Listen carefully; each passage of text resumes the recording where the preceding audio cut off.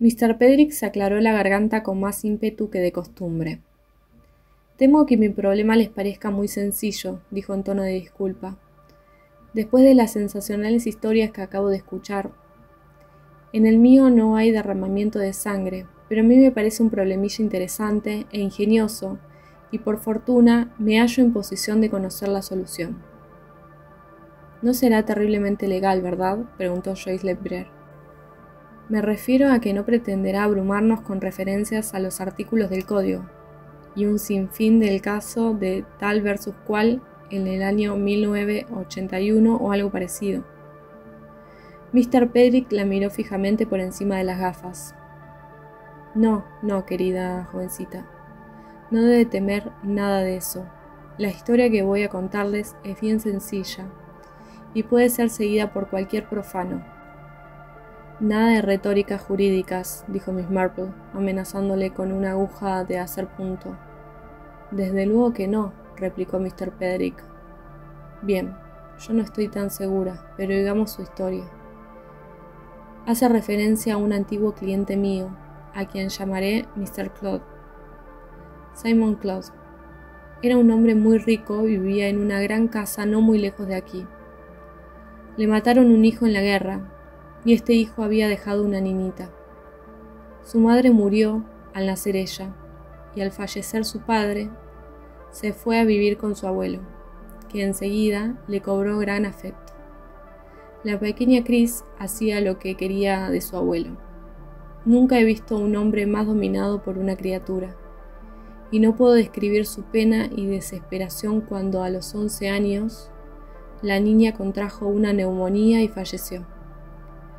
El pobre Simon Clodd estaba inconsolable. Un hermano suyo había fallecido recientemente, dejando a su familia en una situación económica un tanto difícil, y Simon Clodd ofreció generosamente su casa a los hijos de su hermano, 2 niñas, Grace y Mary, y un niño, George. Pero aun siendo amable y generoso con ellos, el anciano nunca experimentó por sus sobrinos el afecto y la devoción que sintiera por su pequeña nietecita. George Clodd encontró un empleo en un banco, y Grace contrajo matrimonio con un inteligente y joven químico llamado Philip Garrod. Mary, que era una muchacha tranquila y reservada, continuó en su casa cuidando de su tío. Yo creo que le apreciaba mucho, aunque de una forma poco efusiva. Al parecer, todo marchaba sobre ruedas. Debo decir que, después de la muerte de la pequeña Christabel, Simon Clodd vino a verme para que le redactara un testamento.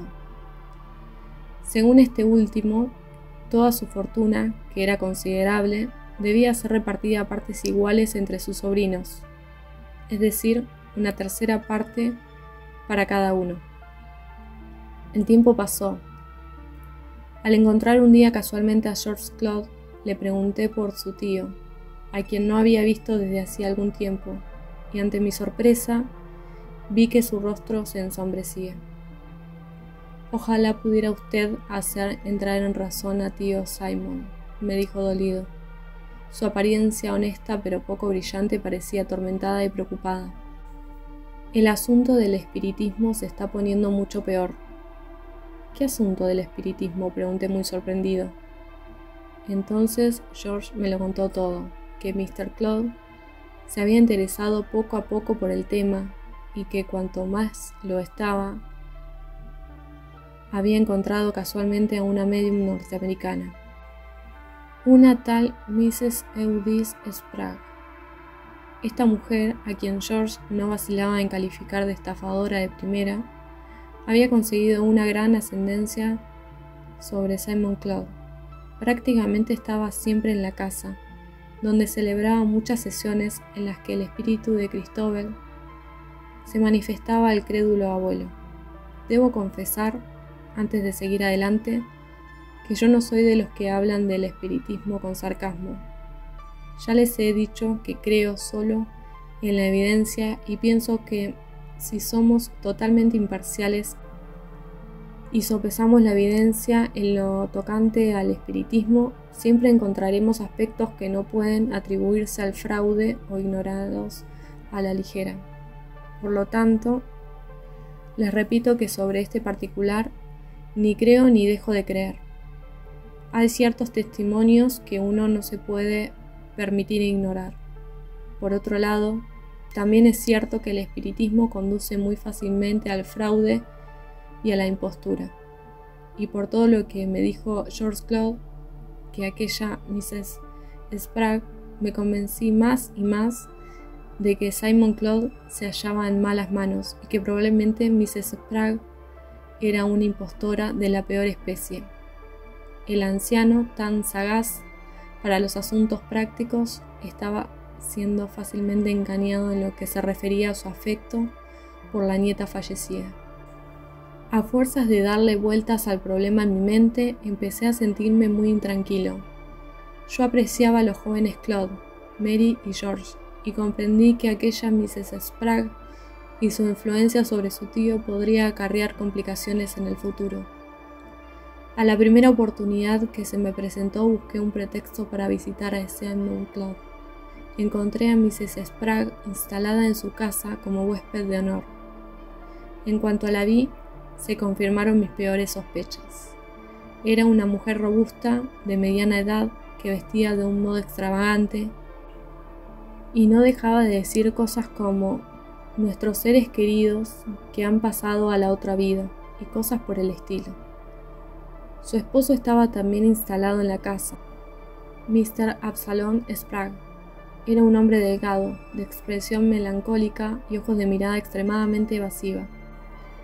Tan pronto como pude, me llevé aparte a Simon Cloud para sondearlo con tacto sobre el asunto. Se mostró entusiasmado. Eudice Sprague era maravillosa. Le había sido enviado como respuesta a sus plegarias. A ella no le importaba el dinero. La satisfacción de ayudar a un corazón atribulado le bastaba. Sentía un afecto completamente maternal por la pequeña Chris, a quien empezaba a considerar casi como una hija. Luego me fue dando detalles, cómo había oído la voz de Chris, hablándole, diciéndole que estaba bien y feliz en compañía de sus padres. Continuó relatándome otros sentimientos expresados por la niña que me parecieron completamente falsos al recordar a la pequeña Christobel, ya que decía que su papá y su mamá querían mucho a la querida Mrs. Sprague. Pero desde luego usted se burla de esas cosas, Frederick, me dijo. No, no me burlo. Nada más lejos de mi intención. Algunas de las personas que han escrito sobre este tema me merecen el mayor respeto y confianza. No dudaría en aceptar su palabra y concedería todo el crédito a cualquier medium que ellos me recomendaran. ¿Debo entender que Mrs. Sprague le ha sido muy garantizada? Simon entró en éxtasis al alabar a Mr. Sprague. Le había sido enviada por el cielo. La había conocido en el balneario en el que él pasaba 2 meses cada verano. Un encuentro casual, con un resultado maravilloso. Me marché muy disgustado. Mis peores sospechas se habían confirmado, pero no veía cómo podía hacer, después de pensarlo mucho. Escribí a Philip Garrod, quien, como ya he dicho antes, acababa de casarse con la mayor de los Cloud, Grace. Le expuse el tema, desde luego con la mayor prudencia. Le indiqué el peligro que representaba que una mujer semejante ganara ascendencia en la voluntad del anciano, y le sugerí que pusieran a Mr. Cloud en contacto con algún reputado experto de los círculos espiritistas que pudiera analizar la conducta de Mrs. Sprague, cosa que consideré no sería difícil para Philip Garrod. Garrod actuó rápidamente. Se había dado cuenta de que la salud de Simon Cloud era precaria, y como hombre práctico, no tenía intención de dejar que su esposa y sus cuñados se quedaran sin la herencia que les correspondía por derecho. Se presentó a la semana siguiente, llevando consigo como invitado nada más y nada menos que al famoso profesor Longman. Longman era un científico de primer orden, cuya relación con el espiritismo era suficiente garantía para tratar esta disciplina con el máximo respeto. Y no solo era un científico brillante, sino también un hombre de la mayor rectitud e integridad. El resultado de su visita fue de lo más desafortunado. Al parecer, Longman habló muy poco mientras estuvo allí. Se celebraron 2 sesiones, bajo condiciones que ignoro. Longman no hizo comentarios mientras permaneció en la casa, pero después de su marcha escribió una carta a Philip Garrod en la que admitía que no pudo sorprender a Mrs. Spragg llevando a cabo ningún truco, pero que sin embargo su opinión particular era que el fenómeno no era auténtico. Mr. Garrod era libre de enseñar la carta a su tío si lo creía conveniente, y sugería que él mismo podía poner a Mr. Claude en contacto con alguna medium de perfecta integridad. Philip Garrod le llevó la carta directamente a su tío, pero el resultado fue muy distinto al que él había esperado. El anciano montó en cólera, diciendo que todo aquello era un complot para desacreditar a Mrs. Spragg, que era una santa calumniada e insultada injustamente. Ya le habían informado de la envidia que le tenían en aquel país. Señaló que Longman se veía obligado a confesar que no había logrado sorprenderla realizando ninguna superchería. Eudice Spragg había aparecido a su lado en las horas más negras de su vida, le había dado ayuda y consuelo, y estaba dispuesto a defender su causa, aunque ello significara tener que romper con todos los miembros de su familia. Ella era para él más que ninguna otra persona en el mundo. Philip Garrod fue echado de la casa sin grandes ceremonias, pero como resultado de su ataque de ira, la salud de Claude empeoró notablemente. Durante el último mes había estado en cama casi continuamente y cabía la posibilidad de que no pudiera volver a levantarse hasta que la muerte le liberara. 2 días después de la partida de Philip, recibí una llamada urgente y acudí a casa a toda prisa. Claude estaba en cama y parecía muy enfermo, incluso ante mis ojos de profano. Luchaba por respirar. «Este es mi fin», me dijo. «Lo presiento. No discuta conmigo, Pederick, pero antes de morir quiero cumplir con el único ser humano que ha hecho por mí más que nadie en el mundo. Deseo hacer otro testamento». «Muy bien», le dije. «Si me da instrucciones, le redactaré uno y se lo enviaré para que lo firme». «Sería útil», replicó, «pues es posible que no pase de esta noche. Aquí he escrito lo que deseo». Buscó debajo de su almohada y usted dirá si está como es debido. Sacó una hoja de papel en la que aparecían burdamente escritas unas pocas palabras en lápiz. Era sencillo y estaba bien claro. Dejaba 5.000 libras a cada uno de sus sobrinos y el resto de sus vastas propiedades a Eudice Spragg, como prueba de gratitud y admiración. No me gustó nada, pero allí estaba. No cabía la posibilidad de que hubiera perdido la razón. El anciano estaba completamente cuerdo. Hizo sonar el timbre para llamar a las criadas, que acudieron prontamente. La criada, Emma Gaunt, era una mujer de mediana edad y elevada estatura que llevaba muchos años al servicio de Claude, y lo había cuidado con devoción. Con ella vino la cocinera, una joven mujer y frescachona de unos 30 años. Simon Claude las contempló a las 2 por debajo de sus pobladas cejas. «Quiero que seáis testigos de mi testamento. Emma, tráeme mi pluma estilográfica». Emma se aproximó obedientemente al escritorio. «En el cajón de la izquierda no», dijo el señor Claude irritado. «¿Es que no sabes que está en la del de la derecha?» «No, está aquí, señor», replicó Emma sacándola. «Entonces debe de haberlas guardado mal la última vez», gruñó el anciano. No puedo soportar que las cosas no estén siempre en su sitio. Todavía refunfuñando, tomó la pluma de su mano y copió su borrador, enmendado por mí en otro papel. Luego firmó, así como también Emma Gant y la cocinera Lucy Davis. Yo doblé el testamento y lo introduje en un sobre azul. Comprendan que, necesariamente, el testamento había sido redactado en una hoja de papel corriente. Cuando las dos mujeres se disponían a abandonar la habitación, Claude se desplomó sobre las almohadas, respirando entrecortadamente y con el rostro descompuesto. Me incliné sobre él con ansiedad y Emma Gant regresó junto al lecho. El anciano se recobró sonriendo débilmente. Estoy bien, no se alarme, Federica.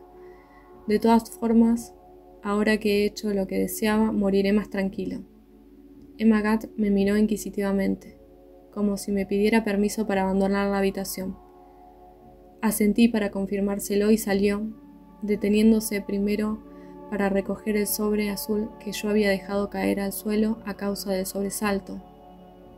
Me lo entregó, lo introduje en el bolsillo de mi chaqueta y luego se marchó.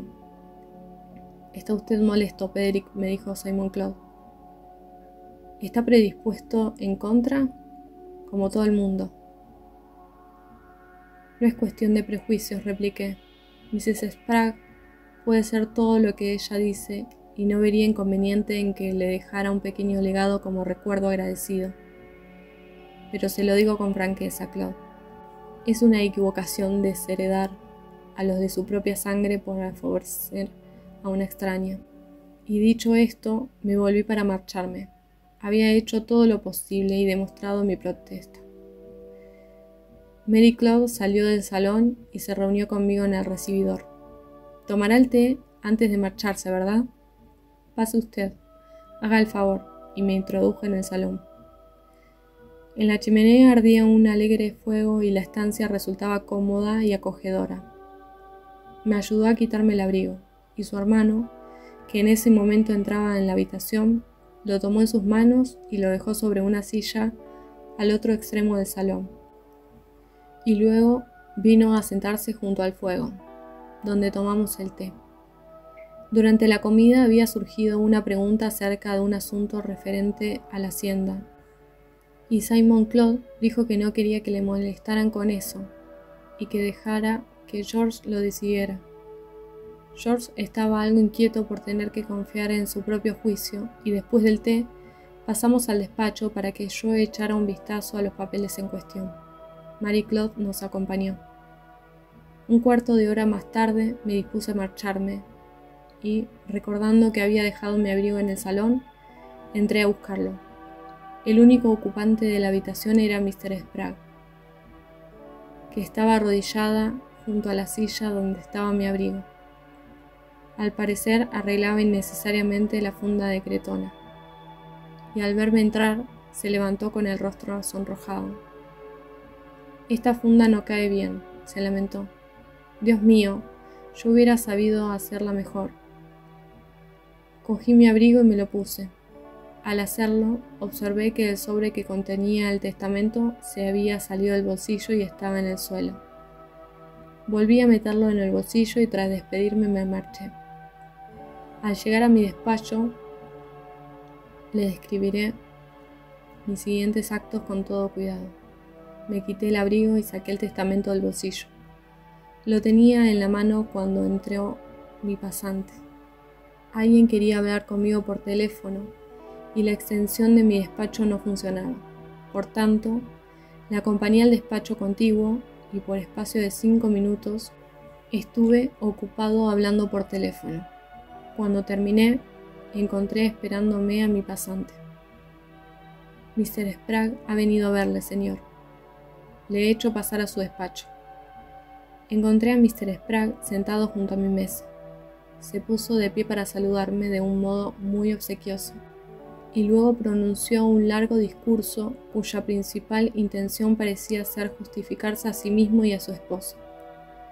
Temía que la gente anduviese diciendo que tal y que cual. Su esposa había sido conocida desde su infancia por la pureza de su corazón, y sus motivos eran esto, lo otro y lo de demás. Temo que estuve bastante brusco con él. Finalmente debió comprender que su visita no era precisamente un gran éxito y se marchó un tanto intempestivamente. Entonces recordé que había dejado el testamento encima de la mesa. Lo cogí, sellé el sobre, escribí unas palabras en él y lo guardé en la caja fuerte. Ahora viene el punto crucial de mi historia. 2 meses más tarde falleció Simon Cloud. No entraré en profusas consideraciones. Me limitaré ahora a los hechos concretos. Cuando fue abierto el sobre sellado que contenía el testamento, se encontró únicamente una hoja en blanco. Hizo una pausa para contemplar el círculo de rostros interesados. Se sonrió con cierto regocijo. Se dan cuenta, ¿verdad? Por espacio de 2 meses, el sobre sellado había permanecido en mi caja fuerte y por tanto nadie pudo tocarlo. No, el cambio tuvo que realizarse en un margen de tiempo muy limitado, entre el momento en que fue firmado el testamento y lo guardé en la caja fuerte. Ahora bien, ¿quién tuvo la oportunidad y quién se beneficiaba de ello? Enumeraré los puntos principales en un breve resumen. El testamento fue firmado por Mr. Cloud y colocado por mí mismo dentro del sobre.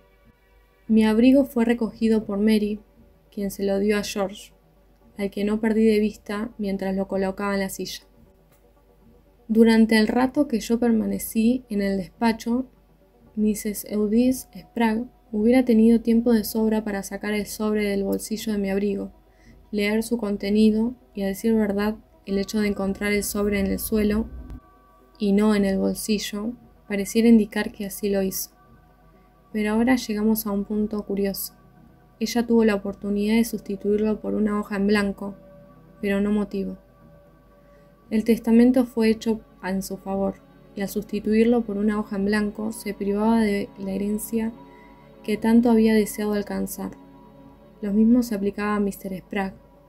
Él también tuvo la oportunidad. Se quedó solo con el documento en cuestión durante 1, 2 o 3 minutos en mi propio despacho. Pero nuevamente, no hubiera sido en su propio provecho. De modo que nos encontramos con este curioso problema. Las 2 personas que tuvieron oportunidad de sustituirlo por un papel en blanco carecen de motivo para hacerlo. Y las 2 que tenían motivo les faltó la oportunidad. A propósito, no descartaré la criada Emma Cant como sospechosa. Era muy fiel a su joven amo y a Miss Mary, y detestaba a los Spragg. Estoy seguro de que hubiera sido igualmente capaz de sustituirlo de habérsele ocurrido. Pero, aunque me lo entregó al recogerlo en el suelo, ciertamente no tuvo oportunidad de variar su contenido, y no pudo sustituirlo por otro sobre con un hábil manejo, cosa a todas luces imposible, pues el sobre en cuestión lo había traído a la casa yo, y no era probable que nadie tuviera otro idéntico.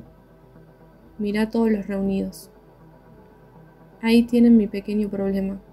Espero haberlo expuesto con claridad y me gustaría oír sus opiniones. Ante el asombro de todos, Miss Marple lanzó una risita prolongada. Al parecer, algo le divertía extraordinariamente. ¿Qué ocurre, tía Jane? ¿Podemos saber de qué te ríes?, preguntó Raymond. Estaba pensando en el pequeño Tommy Simons, un muchacho muy travieso, pero algunas veces muy divertido. Es uno de esos niños con cara inocente que siempre andan tramando una diablura u otra.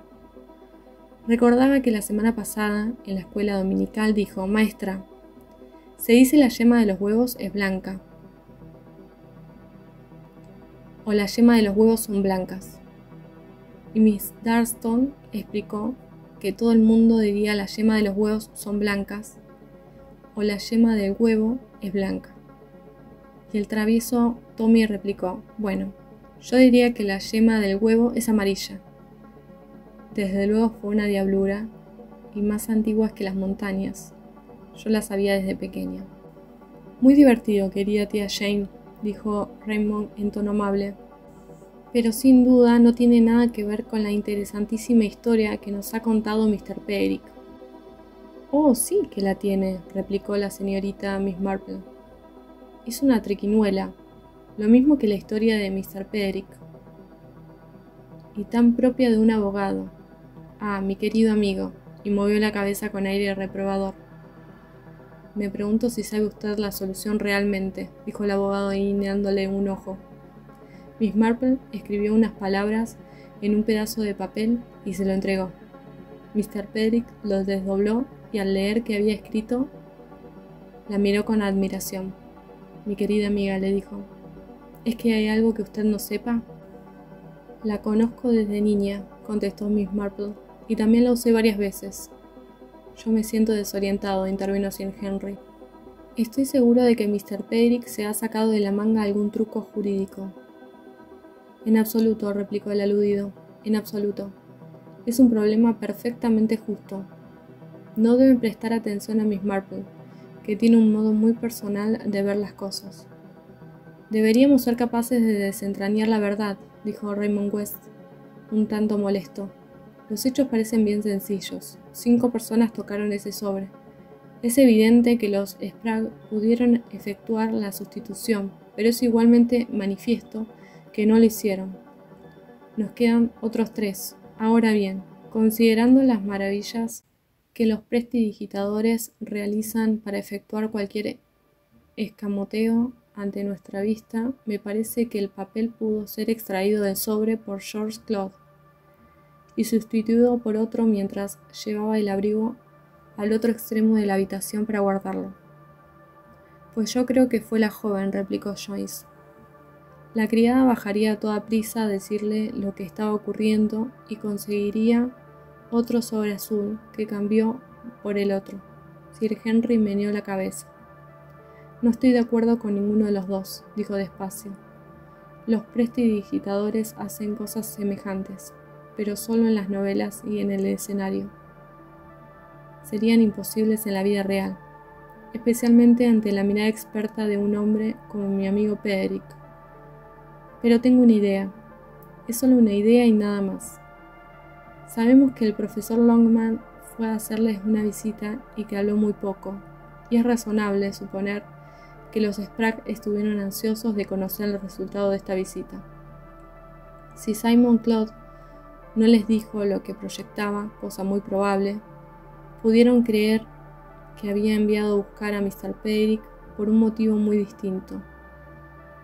Tal vez creyeron que Mr. Cloud había hecho ya testamento en beneficio de Eudice Sprague y que ahora expresaba el deseo de negarle toda participación en él, como resultado de las revelaciones del profesor.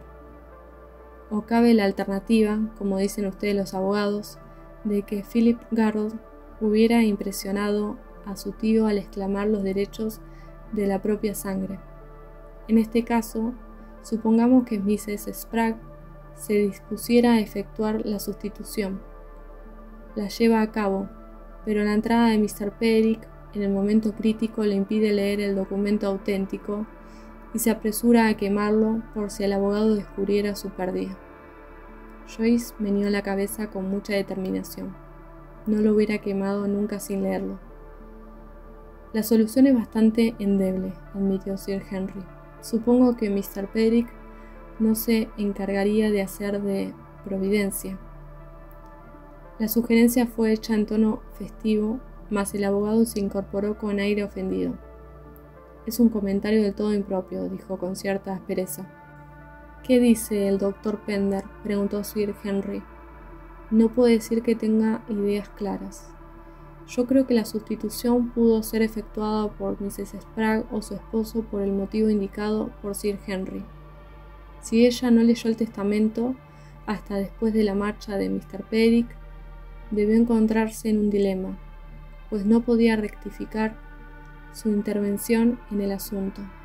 Posiblemente lo colocaría entre los papeles de Mr. Cloud, con la esperanza de que fuese encontrado después de su muerte. Pero ignoro por qué no fue encontrado. Pudiera ser que Emma Gant lo encontrase y, llevada de su devoción por sus amos, lo destruyera deliberadamente. Creo que la solución del Dr. Pender es la mejor de todas, dijo la joven. ¿Fue efectivamente así, Dr. Pederik? El abogado negó con la cabeza. Continuaré a partir del punto en que lo dejé.